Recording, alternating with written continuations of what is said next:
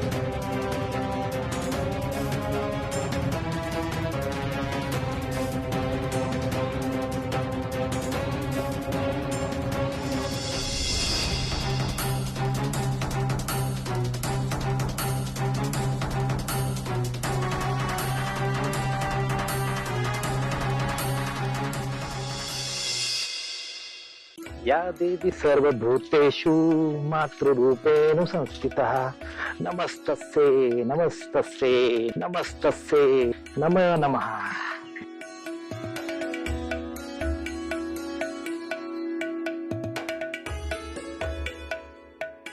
अहो,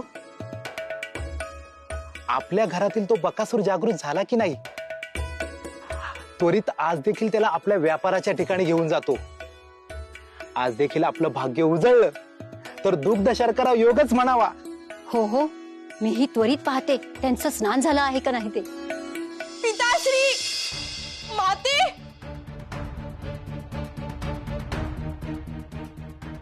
काय झालं? का ओरडतीयस तू एवढी? आपण फसलो आहोत. ईश्वरा, काय अकृत घडले हे?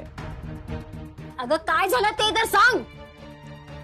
माते, पिताश्री, तुम्ही म्हणाला होतात ना की माझा विवाह त्याच्याशी करून द्याल, परंतु परंतु अगं परंतु काय? जरा स्पष्ट बोल ना. मीही त्या स्वप्नांमध्ये रमले होते, परंतु तो मला असे फसवेल असे मला वाटलेच नव्हते. माझीच मती गुंग झाली होती. अगं हे काय बोलतीयस? काय फसवणूक केली ते तर सांग. माते, पिताश्री, कोठे गेला तो? निघून गेला? पळून गेला? एका अर्थाने तो गेला हे योग्यच झाले. तसाही तो अनोळखी पांतस्थच होता. त्याच्या येण्याने आपली भरभराट झाली खरी, पण काही नुकसान तर झाले नाही ना? झाले आहे पिताश्री, मी तेच सांगायचा प्रयत्न करते आहे. तो माझा मौल्यवान कंठा घेऊन गेला आहे. काय? हे घडलं कसं? काल रात्री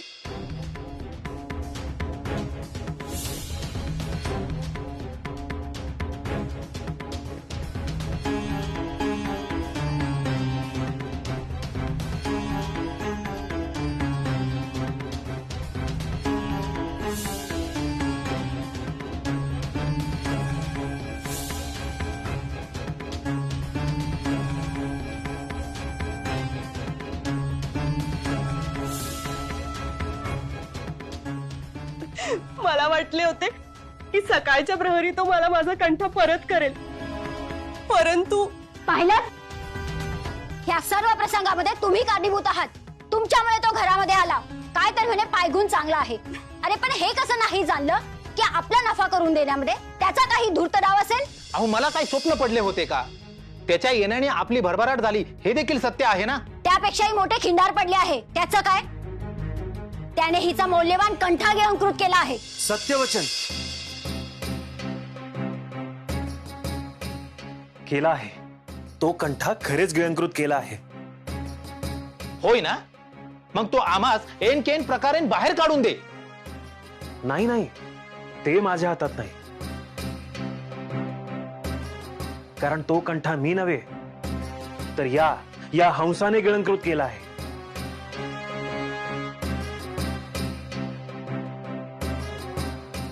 आणि न्यायशास्त्राच्या आधारे ज्यानं तो कंठा नेला आहे त्याला सर्वप्रथम बंदी बनवायला हवं आणि त्याकडून तो अवगत केला पाहिजे.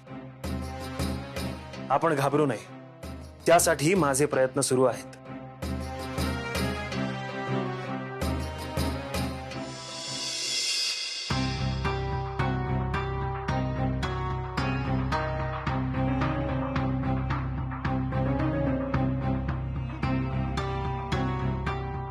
हे तू काय करतो आहेस?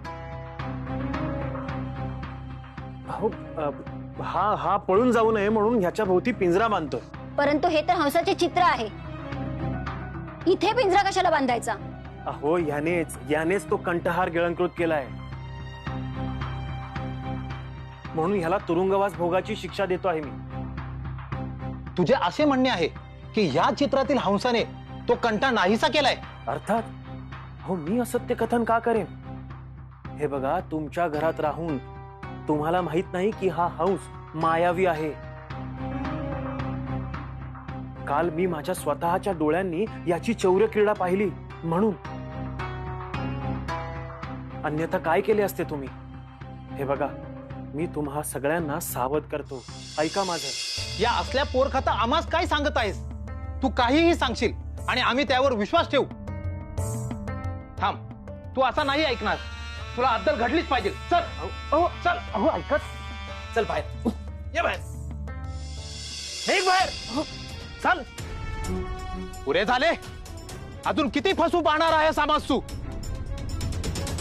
बघा मंडळी, हा काय म्हणतो आहे? म्हणे आमच्या घरातील हंसाने नव्हे तर हंसाच्या निर्जीव चित्राने माझ्या कन्येचा सोन्याचा कंठा गिळला. परंतु महाशय, हे सत्य आहे. एक शब्द देखील बोलू नको. अरे, गरजू समजून तुला दिली ओसरी तर तूच हातपाय पसरी अशी अवस्था झाली आहे माझी. सत्य तर हे आहे की तूच चोर्य कर्म केले आहेस. तूच. तुमच्या वयाचा आणि तुम्ही जो मला आधार दिला त्याचा आदर करतो मी.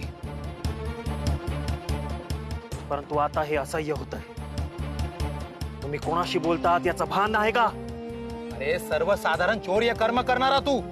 उगाच तुला आसरा दिला. नाहीतर काय? बरे झाले, वेळीच ह्याचे खरे रूप आपल्या समोर आले. नाहीतर ह्याने आपल्या कन्येला देखील फसविले असते. असा कसा फसवेल? अजून मी जिवंत आहे म्हटले. तुझा सर्व डाव मी ओळखून आहे. जाणून बुजून तू माझ्या दुकानात आला, मुद्दामून भरभराट केली जेणेकरून मी तुझ्यावर प्रसन्न व्हावे आणि तुला घरी आणावे. आणि तेच घडले तुझ्या मनासारखेच. त्या पश्चात तू काय केलं तर सापळा रचला. अरे, आण माझ्या मुलीचा कंठा, आण. मी तो कंठा घेतलेला नाहीये. होय का? होय. मग त्या घरातील हंसाने माझ्या कन्येचा कंठा गिळला या कथेवर आम्ही विश्वास ठेवायचा? कोण कुठला साधारण व्यापारी तो आम्हाला दोषी म्हणतोयस? आमच्या नगरीत इतक्या उच्च स्वरात बोलण्याचे कोणी धाडस देखील करत नाही. आणि तू उज्जैन नगरीचा राजा विक्रमादित्याचा अपमान करतोयस. तू राजा विक्रमादित्याचा.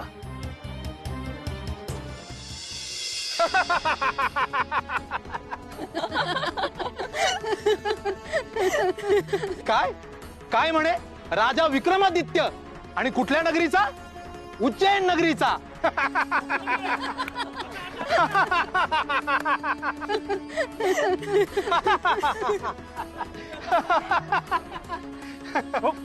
हो, काय करताय?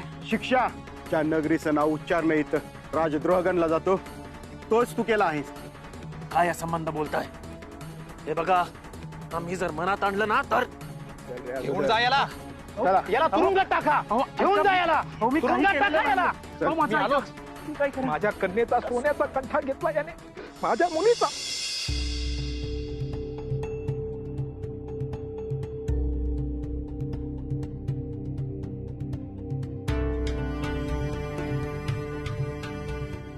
महाराज, तुमच्या आठवणीने राजकुमारी किती अस्वस्थ झाल्या आहेत, परंतु त्यांच्या पिताश्रींनी दिलेल्या आज्ञेपुढे त्या सुद्धा असमर्थ आहेत. त्यांची तळमळ आता मला बघवत नाही.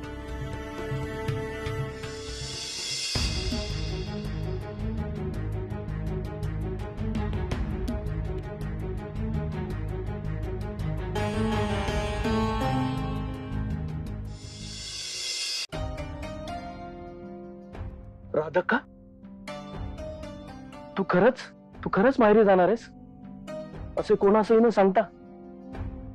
आणि हे जर राजकुमारींना समजलं तर त्यांची काय अवस्था होईल? अगं, तूच एकमेव आधार आहेस त्यांचा. त्यांच्यासाठीच मी जाणार आहे. मला खात्री आहे की महाराज विक्रमादित्य यांच्या बाबत येथील महाराजांना काहीतरी चुकीचा समज झाला आहे, म्हणून त्यांनी हा निर्णय घेतला. खरं काय ते मला बघावंच लागेल. त्याशिवाय जीवात स्वस्थता लाभणार नाही. मला जायलाच हवं.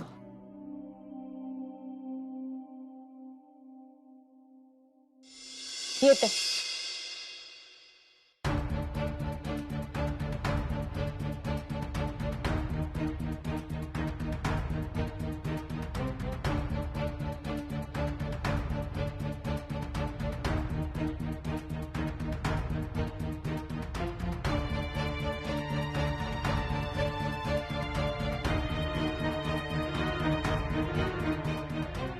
हनुमा, आवरलं का रे?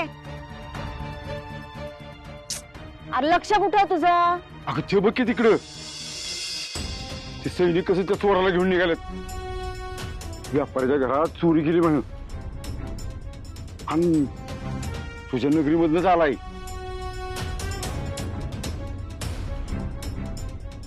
जाऊ दे, चल निघूया. कधी एकदा महाराजांना भेटते असं झालंय मला. आवर, चल बस. बस बस.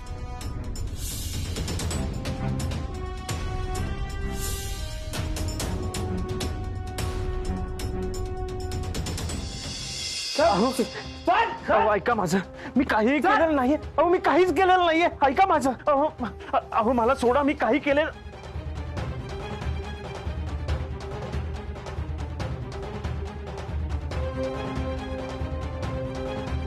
काय गुन्हा आहे या मनुष्याचा? महाराज, महाराज, महाराज, प्रणाम महाराज. मी आपली क्षमा मागतो महाराज. आपल्या अनुमतीशिवायच मी इथे उपस्थित झालो. कोण आहेस तू? महाराज, आपल्या या नगरीमध्ये माझा छोटासा व्यवसाय आहे, धान्य विकण्याचा. हा दुष्ट मनुष्य 2 दिवसापूर्वी माझ्या दुकानात आला होता. मला वाटलं त्याचा पायगुण चांगला असावा, कारण त्या दिवशी माझ्या दुकानामध्ये चांगली विक्री झाली होती.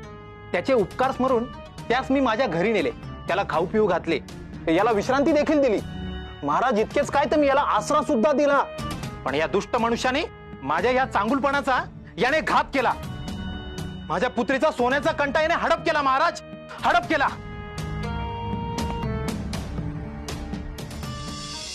तुला यावर काही सांगायचे आहे?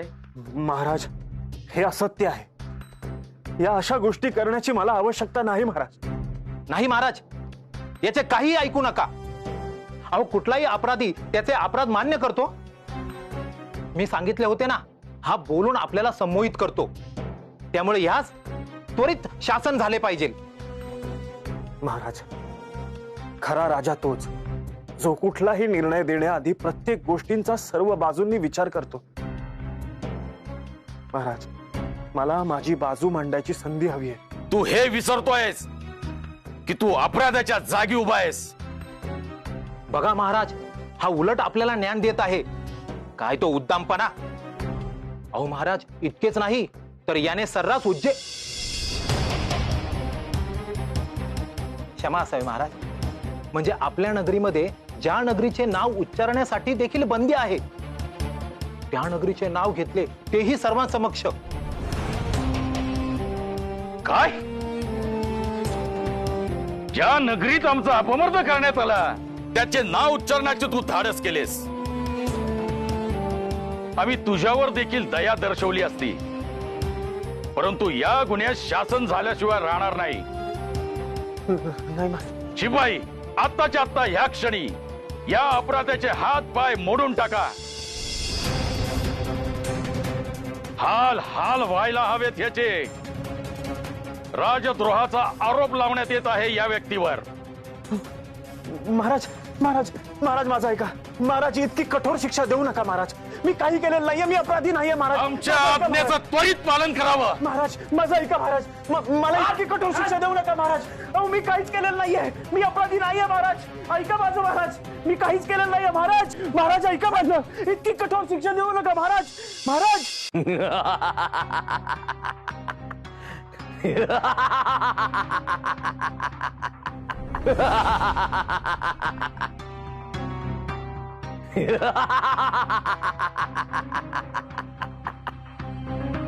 विक्रमादित्य, तू कितीही आक्रोश कर, तुझं कोणीही ऐकणार नाही.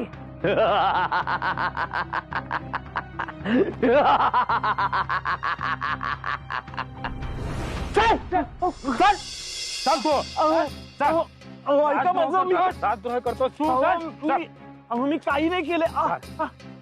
तू बांध राहिला. ऐका माझं. बांधायला अहो ऐका. अहो ऐका माझं. अहो ऐका माझं. मी काहीच केलेलं नाहीये.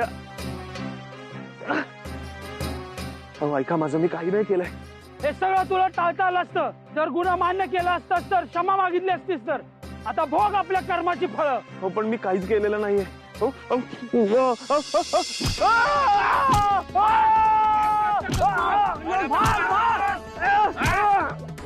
ऐका माझं.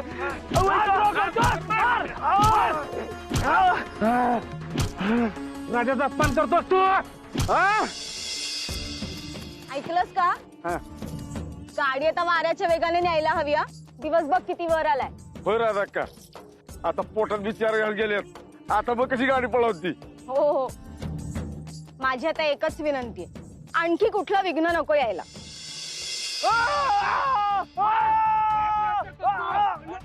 कोणाचा आवाज आहे रे हा? काय माहित, पण कोणतरी भयंकर अडचणीत आहे. तिकडूनच आवाज येतोय. धाव तिकडे. अग पण आपल्याला विलंब होईल ना. कोणाचा जीव असा धोक्यात असताना पळून जाणं आपली रीत नाही. धाव.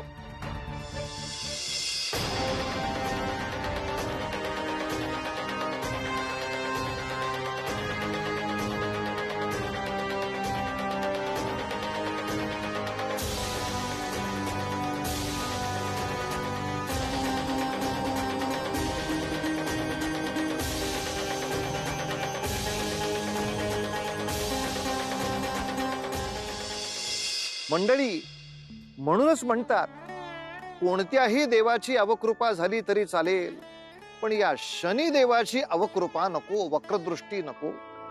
कारण शनिदेव हे असे एकमेव आहेत की त्यांची वक्रदृष्टी जर पडली तर त्याच्यातून सुटका बिलकुल नाही.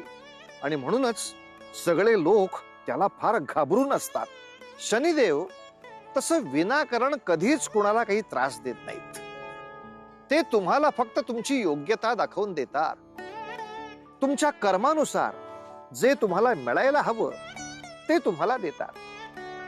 चांगलं कर्म असेल तर चांगली फळं देतात, वाईट वागलो असेल तर वाईट फळं देतात. असो, हे झालं आपल्याबद्दल. पण आता विक्रमादित्याच्या बाबतीत शनिदेवांचं काय पाऊल असेल, ते किती कठोर वागतील, या सगळ्या प्रश्नांची उत्तरं मिळतील पण पुढल्या भागात. तोवर उतू नका, मातू नका, घेतला वसा टाकू नका.